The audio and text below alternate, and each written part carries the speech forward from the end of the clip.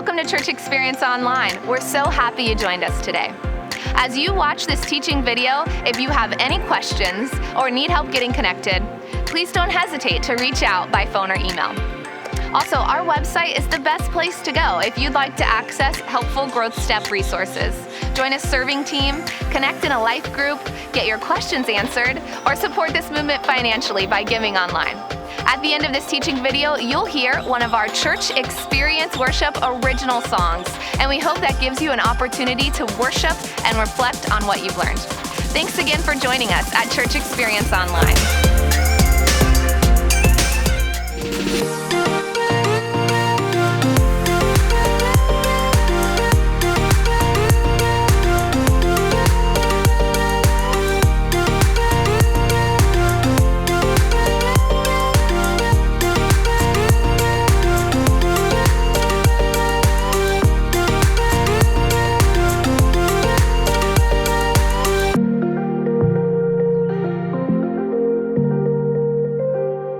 We're going on quite a trip together this summer. We're going on a journey through Joseph's life, and we're going to learn so many lessons on how to honor God, how to live for Him in our lives. Well, I'm excited about all that we're going to learn, but let's go ahead and rewind the tape and let's summarize where we've been so far. So far, we've talked about how Joseph was born into the household of Jacob. Jacob is the grandson of Abraham. Abraham, Isaac, Jacob. Jacob became the nation of Israel through his 12 sons. And Joseph was one of these sons. He was a favored son in his father's house, so favored that his father gave him an ornate robe. That robe represented how his father felt about him, his affirmation and his love. Well, that robe was stripped from him for one reason. He had a dream. God put God-given dreams in his heart, and those dreams, as he shared them with his family, caused jealousy and envy. And his brothers literally stripped that robe from him and threw him into the bottom of a cistern. There he was, all alone, and they could have left him to die, but instead, they decided to sell him into slavery. And that's where we pick up the story in Genesis chapter 39, verse 1. It says, "Now Joseph had been taken down to Egypt, and Potiphar, an Egyptian who was one of Pharaoh's officials, the captain of the guard, bought him from the Ishmaelites who had taken him there." So Joseph is now in an unfamiliar place. New people, new culture, new customs. Everything is new. He probably felt disoriented. Have you ever felt that way? Yeah, I feel that way every time I go through the Florida Everglades. I feel that way because I'm from Michigan. Where I grew up, I didn't know anything about alligators and pythons, like as long as your vehicle. I mean, I didn't know anything about any of that stuff. But there's signs everywhere, beware of alligators. And I mean, it's just crazy stuff. And when you're driving down through the Everglades, there's even a road you go through called Alligator Alley. I mean, how messed up is that? I mean, you don't want to break down on that road, Alligator Alley. I mean, imagine breaking down at night. I mean, just think about it. I mean, you think about this stuff. What happens if you got stuck in the Everglades at night and your job was to get back to civilization alive? Like, how would you get there? And more importantly, if you were to die, how would you die? How bad would that be, right? That's the kind of things you're thinking of as you're disoriented in a place like the Everglades, if it's very unfamiliar to you like it is for me. But that's where the setting is today that we're communicating from, here in the Everglades. And the Everglades is a unique place, and we're going to get back to that in a moment. But Joseph, he found himself in a new place, in a strange place, in a place that had lots of different things going on, and he had to adjust. It was a new world for him. And for Joseph, he's not unlike us because Joseph faced a huge setback in his life. And Joseph's setback was a betrayal from people who should have had his back. And he had to relearn some things. He had to adjust to some new problems. And he did that very successfully, as we'll talk about in the coming weeks.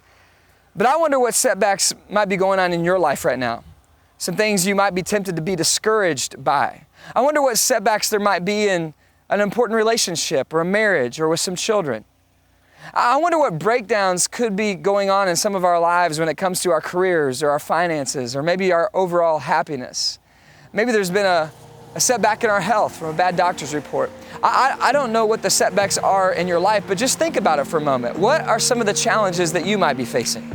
Where are you disoriented currently? Where did things not turn out how you expected them?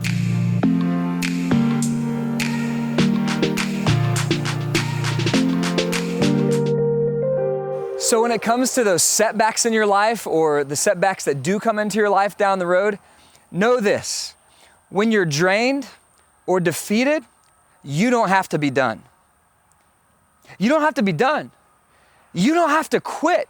When you're weary, when you're tired, when you feel like the victory is not in sight, you don't have to quit. But listen, this message is not a message of, hey, don't quit. You can find that message on any best-selling bookshelf at any bookstore. This is not a generic don't quit. No, there's two things that make this very different. One is that we're focused on the eternal, not the earthly. What am I talking about with that? What I'm saying is that when we get defeated, when we get discouraged, we might have questions that everybody else in the world would have, even if they don't believe in God. And the question is simply this: what if? And what if this doesn't get better? What if it doesn't improve? What if my worst fears happen? What if I never win? What if I never experience victory?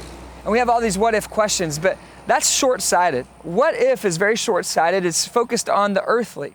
As a believer in Jesus, I want to be focused on the eternal. When I'm focused on the eternal, I'm not just asking what if, I'm saying even if. Even if it doesn't go well, even if that what if scenario that is not ideal happens, then even if that happens, I'm not gonna quit because I know my eternal home. It's with God, with His presence. It's in heaven where there's no more pain and loss and defeat. There's victory, ultimate victory. And so I believe within my soul that the best truly is yet to come. So even if the bad things happen here, the what ifs that we worry about, well, I can still have victory in the end, so that's why I don't give up. But there's also another reason that makes this very different than a secular don't quit kind of message. And that's this, is that God's presence is always with me. So I always feel God's presence. I always know He's there. It might not be an emotional feeling, but I always know He's there because of His truth, because of His word. It's always there in my life, His presence, even in the darkness, in the worst moments. So I don't quit because God's still with me. He hasn't given up on me. I might give up on myself, others might give up on me, but God will never give up. So I keep going. That's the message that we need to know, and this is the message that Joseph had. In fact, a woman in our church named Alice shared something with me that she saw online, and I think this says it well. It says, Jesus didn't say, I am finished. He said, it is finished. He was just getting started. And He's just getting started in your life. He said, it is finished on the cross. Sin and death, they don't have victory anymore. Jesus has victory.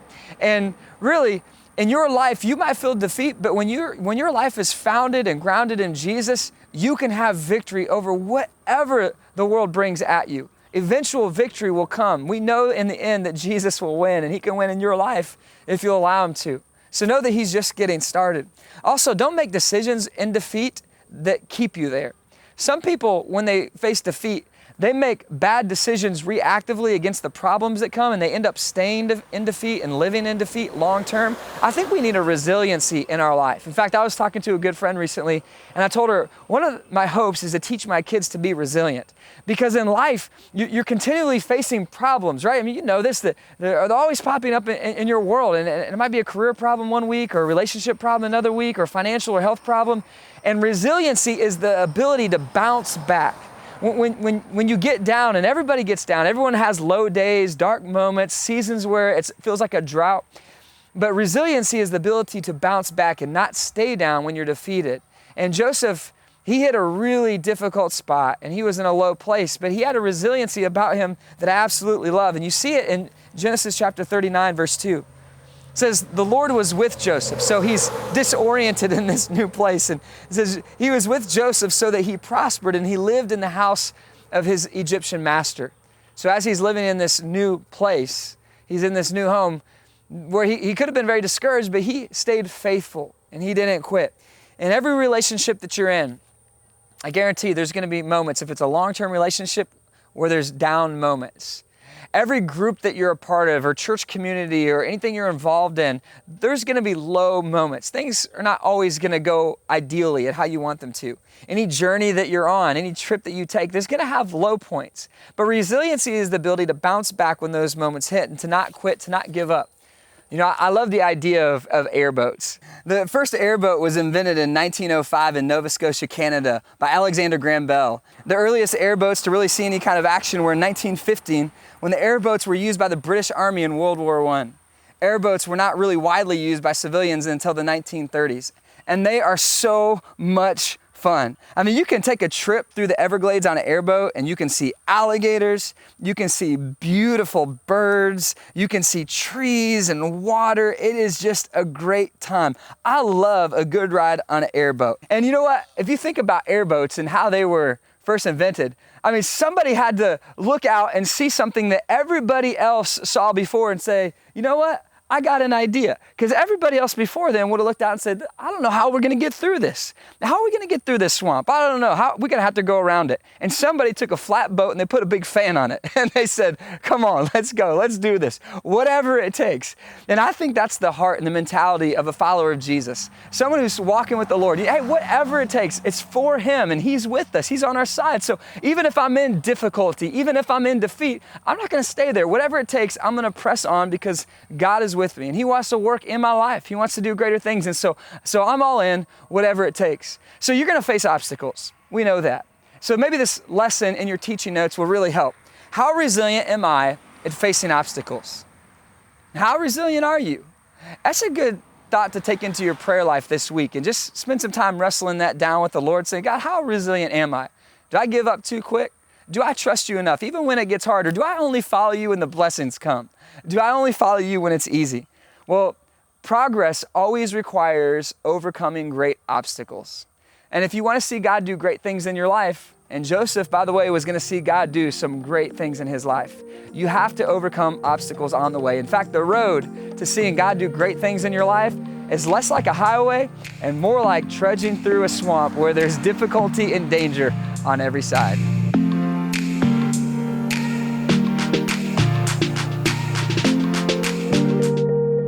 Well, Joseph is succeeding wildly in his new home, and God is blessing him, and I want to know why. Let's look at the story in Genesis chapter 39, verse 3. When his master saw that the Lord was with him and that the Lord gave him success in everything he did, Joseph found favor in his eyes and became his attendant. Potiphar put him in charge of his household, and all he had he entrusted to his care, everything he owned. From the time he put him in charge of his household and all that he owned, the Lord blessed the household of the Egyptian because of Joseph. The blessing of the Lord was on everything Potiphar had, both in the house and in the field. So Potiphar left everything he had in Joseph's care. With Joseph in charge, he did not concern himself with anything except the food he ate.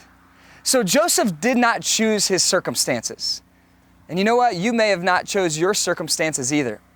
But maybe we can learn something from Joseph, because Joseph knew two things that sustained him and helped him and led to the blessing of God in his life.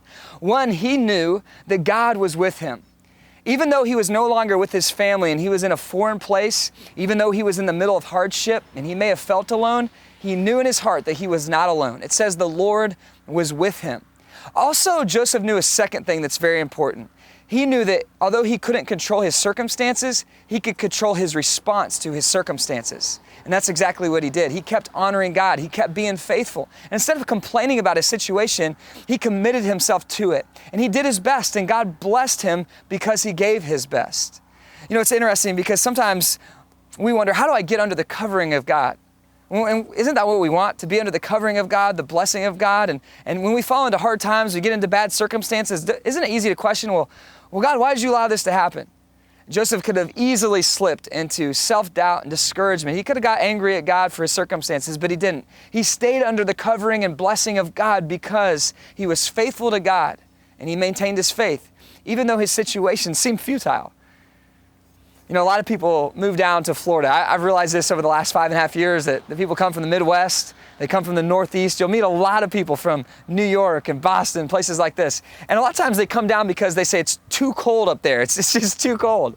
But then they come down and inevitably there's a handful of them that will get through the summer months and they'll say, it's just too hot down here. It's too cold up there. It's too hot down here.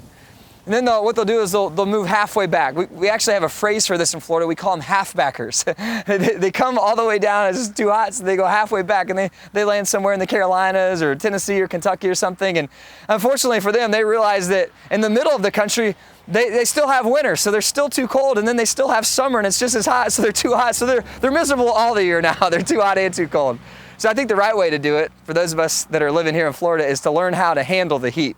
Because we can't get rid of the heat. It comes every year in those summer months. It gets blistering hot. So how do you handle it?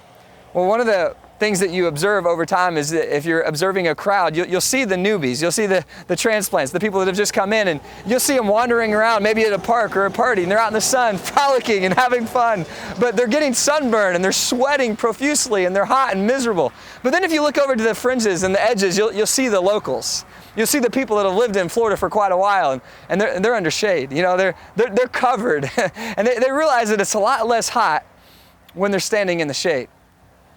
You know, what we really need is we need to learn how to handle the heat in our life, the pressure, the problems in our life. And how do we do that?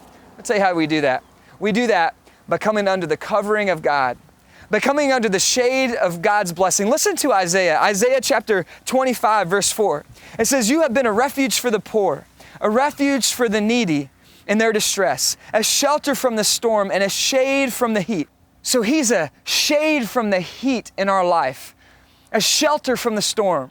So when the fire burns hot for the problems in our life, the pressure, when it comes strong and it burns hot, He's a shade from the heat. This is what the Lord loves to do for His people, but His people have to turn to Him. They have to follow Him and honor Him. And I love that the Lord is that shade for us. And I just want to ask you again, what setbacks, what problems, what difficulties are currently in your life? And let me also ask you this, have you thought about turning them over to the Lord? You may believe generically that God is there in your life, but have you specifically said, God, I need you to show up in this area of my life. I need your help. I need your strength. I need your presence and your power. Bring that to Him this week in prayer and watch as the power of God assures you and comforts you and gives you peace even in the storm that you may be going through. I want to look back at Genesis chapter 39 again, verse 4, and I want you to notice something that's really incredible for the future of Joseph's life. Verse 4, it says, "Joseph found favor in his eyes and became his attendant. And Potiphar put him in charge of his household. And he entrusted to his care everything he owned." Now, those of you that know the full life of Joseph, we'll get to that in future weeks, but think about this. Joseph, this was not the last time that someone would look at him and say, "Joseph, here's everything in my household, and I want you to manage it." In fact, there would be another time that someone would look at him and say, "Joseph, I want you to manage everything for me." And the stakes would be epically higher. In fact, it would impact Joseph's entire family, his whole nation. Actually, it would impact an entire region. And so Joseph, right now in this season where it felt like a trial, in many ways it was a test. In many ways, it was a time of strengthening his muscle and trusting in the Lord and leadership and managing. And God has given him an opportunity here. He may have initially saw it as a problem, but God is actually bringing it into his life as provision for what He wants to do through Joseph's life. I wonder if that might be true in some of our lives, whether we've realized it or not. Now, Joseph could have complained here. He could have just thrown a fit and complained and argued with God and said, "This is not fair. What about my other brothers? They're in my father's household. They have so many good things going for them. They're not servants. They're not held in slavery." He didn't complain about his situation. And I know for me, it's very tempting when things don't go well to start complaining. And maybe I'm not complaining to God, but I'm at least complaining to myself, right? Have you been there? It's like, why is this happening to me? Why now? And we can so easily get sucked down that hole. But I love that Joseph, his example for us here is that he was faithful, even in the small things in his life. Even in the trials, he was faithful with small things, and God, because He saw the faithfulness of Joseph, was able to bless him with bigger things in his life. Here's the lesson. I want you to write this down in your teaching notes. Waiting can provide better preparation. Waiting can provide better preparation. Some of us are in seasons of waiting in our life, and we've been praying for something for a long time, and we're getting impatient. We can do some really foolish things when impatience settles in. What if the waiting had a purpose to it like it did in Joseph's life? What if God wasn't holding out on you, but He was helping you? See, the challenge in the waiting room, though, is to not neglect the people that are currently in your life. So easy to get fixated on what's next that we forget that God has ordained what's around us now. And you have people in your life, you have projects in your life, you have responsibilities and opportunities, ministry to be done, people to be helped.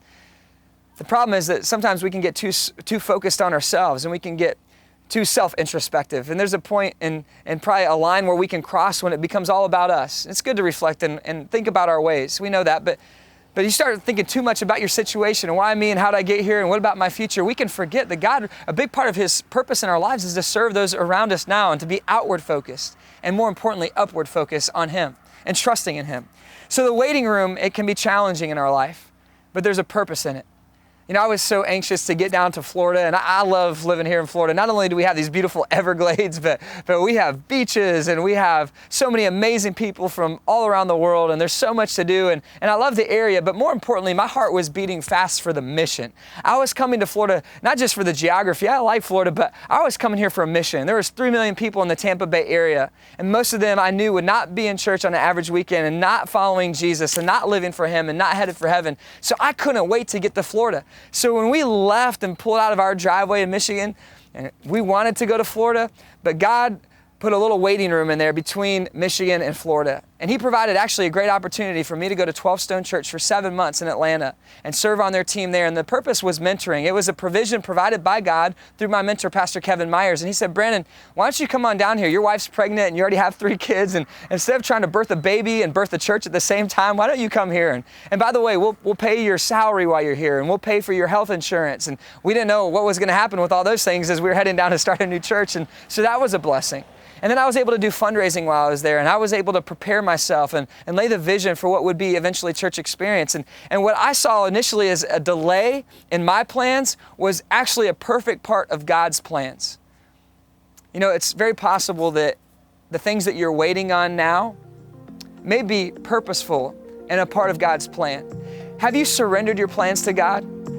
What stories are developing in your life right now while you think you're waiting, but God is actually working?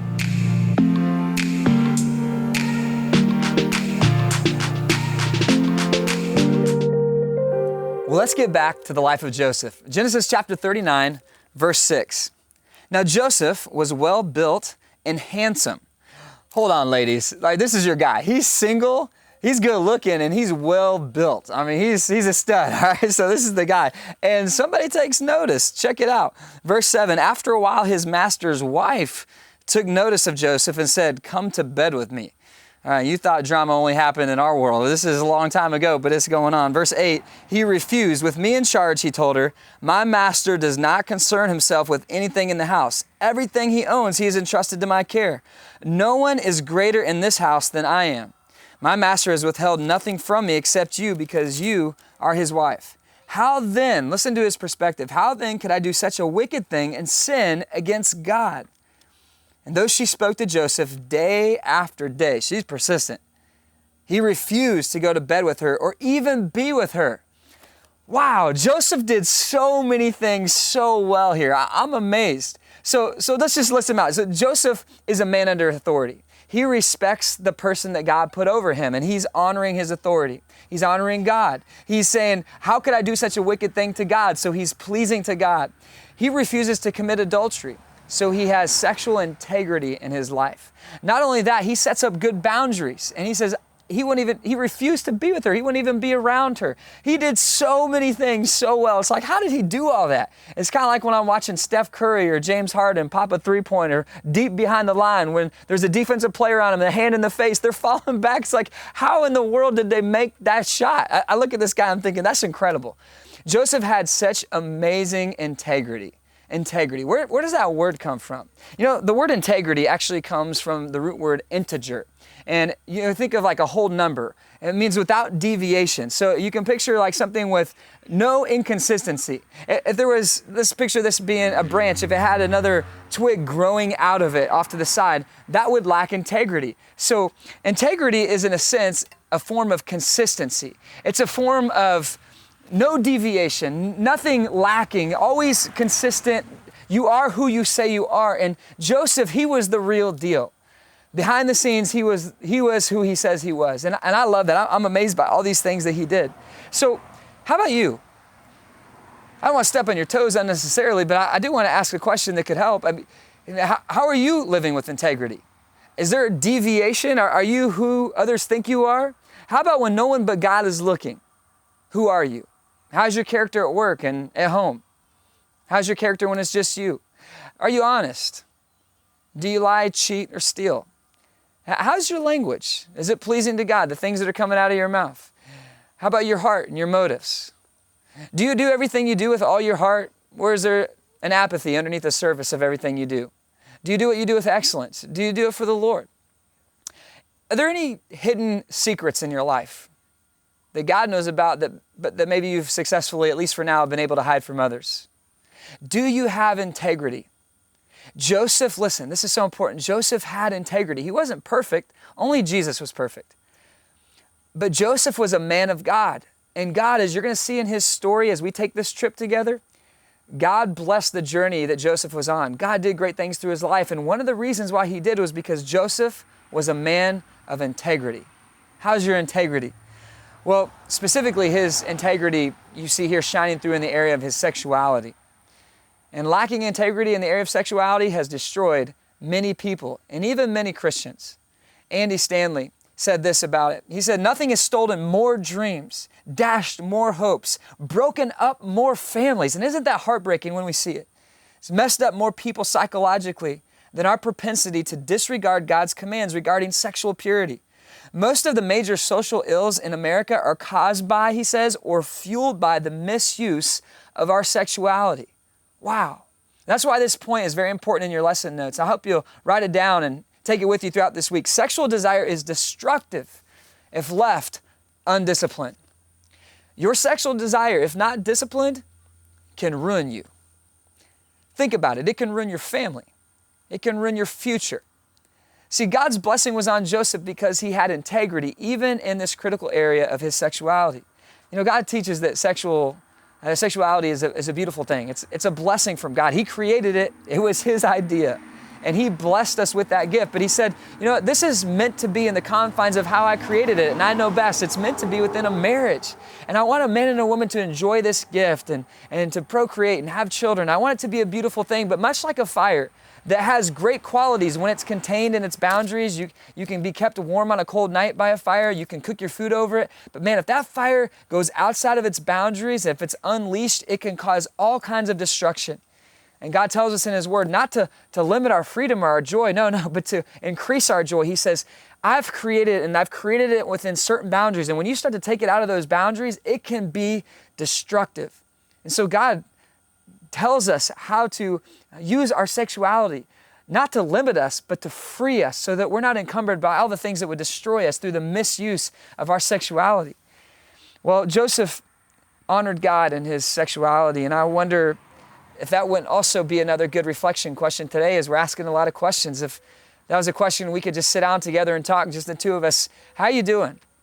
How you doing in that area? Is there any hidden secrets? Is there any temptation and sexual sin that you're getting dangerously close to? Any areas you've kind of been flirting with? And maybe something that could ruin you that right now at this time it just looks like something shiny and fun on the outside and you haven't thought too much about the long-term consequences. You know, God is watching. He's watching to see how you're handling that. And maybe you feel stuck. Maybe you feel stuck by your past and there was some sexual sin in your past. Listen, God forgives. And when you come to him genuinely, he will forgive you and give you a fresh start. He loves to do that. Maybe you need more than forgiveness, maybe you need help because you're struggling and you've asked maybe for forgiveness many times and you've tried to get out of an addiction or you tried to get out of a bad relationship that's not honoring to God sexually, or you've tried to make a step in that area and live a life of purity, but you just can't seem to do it. Your step might be a step to get help. A Christian counselor, a pastor, a good friend who can come alongside you, an accountability partner. Reach out and get that help you need. Yes, pray about it, but also reach out to someone who can come alongside you. See, God blesses sexual purity, and he wants to help you achieve that in your life. Well, Joseph had that. And not just sexual purity, but he was a man of integrity through and through. And let's just back up for a second and think about all the pressure now in Joseph's life. Not only is he disoriented by being in this new place and a different place, but now he's moved from slave to manager in the household of Potiphar. So he's got leadership responsibilities now. He's got management responsibilities. That's pressure. Now he's got the wife of his boss who's always coming on to him. That's some serious pressure. I mean, Joseph has a lot of pressure in his life. How do you handle pressure? Well, there's 4 ways that we mishandle pressure if we don't surrender it to God. And maybe you just want to jot these down in the margin of your notes just to help you think through in your own life, how do I mishandle pressure when the pressure's on in my life and I feel the stress and there's more going on than I think I can handle? Where's my outlet? Because if it's not to God, it's likely one of these four things. One, anger. If you're not careful, you can take that pressure out on the people that you care most about. You can take it out on your kids. You can take it out on your spouse. You can take it out on the people that you care about or your coworkers, your employees. So be careful that you don't let anger get a hold of you when pressure is in your life. Another way we mishandle pressure is through an addiction or an unhealthy appetite. There's a lot of different forms of it. It might be overuse of alcohol or misuse of drugs. It could be a sexual addiction. It could be all kinds of things that can ruin you. But be aware of that what could be behind a lot of that could be pressure that's mishandled and not given over to God, but instead is released through an unhealthy addiction. Number 3 is attitude. You know, it's real easy to get a bad and a foul attitude and get negative and toxic and just really ruin your life when you have a lot of pressure. And what's really behind it is you don't know how to handle the pressure. And so that's coming out in your perspective, and you just see the world as a bad place and people are bad and life's bad. And a lot of that's because of pressure that's mishandled. And if you don't give your pressure to God, a fourth thing that can creep into your life is apathy. Yeah, I just don't care anymore. There's just too much pressure. I can't do it. I give up. I can't keep up. It's not meant for me. And I back out and I quit and I bail on really good things in my life and good relationships and good opportunities and good responsibilities because I haven't given the pressure over to God like I need to. Now, God will allow you to help carry that pressure. He's put it in your life, and that pressure can be a good thing in many ways, but He wants you to give it to Him. He wants you to surrender it to Him. And so this final question in your teaching notes is really important. Have I surrendered my pressure to God? It's a daily choice. It's not a one-time choice. It's an ongoing choice. When I surrender to God my pressure, He helps me carry that pressure in a way that's honoring to Him. So Joseph did it right. He was in this foreign land and he had integrity. He honored God. He knew God was with him, and God did some amazing things in his life, as He wants to do in your life on your journey. So as you continue on this trip with us, as we study the life of Joseph, and as you continue on your journey, as you take your trip, I hope that you will honor God, surrender the pressure to Him, live a life of integrity, and see God do more through your life than you can ever imagine. Right on, right on. Hey, let's pray together. God, I pray for everybody hearing this message that God, you would, through your Spirit and through your kindness, you would convict them of areas in their life that need to change. God, it's not easy when that conviction comes, but we know on the other side of conviction, there's a calm, there's a peace, there's a joy that surpasses anything that we can comprehend or understand, because we know that we're honoring you. Not perfect, but we're faithful, and that's what we want, God. We want our faith to lead to faithfulness. And Joseph was faithful to you, God, and you did great things in his life, and you were with him in a powerful way. And so, God, we know that there's a need in this dark world we live in for more light to come. We want you to do amazing things through us. So God, use us. Help us to honor you. And God, I pray that each of us this week would spend some time with some of these questions that we've asked today, and we would think through how we can better honor you, live with integrity, and allow you to bring your covering and your blessing into our lives. It's in Jesus' name we pray, and everyone said, amen. Thanks for joining us at Church Experience Online. Please don't forget to check out the website if you'd like to get more connected, learn more, get your questions answered, or support this movement financially. You're now going to hear a Church Experience Worship original song, and we hope this gives you an opportunity to worship and reflect on what you learned today. We can move mountains, your strength surrounding us. We can move mountains, Lord, give us faith.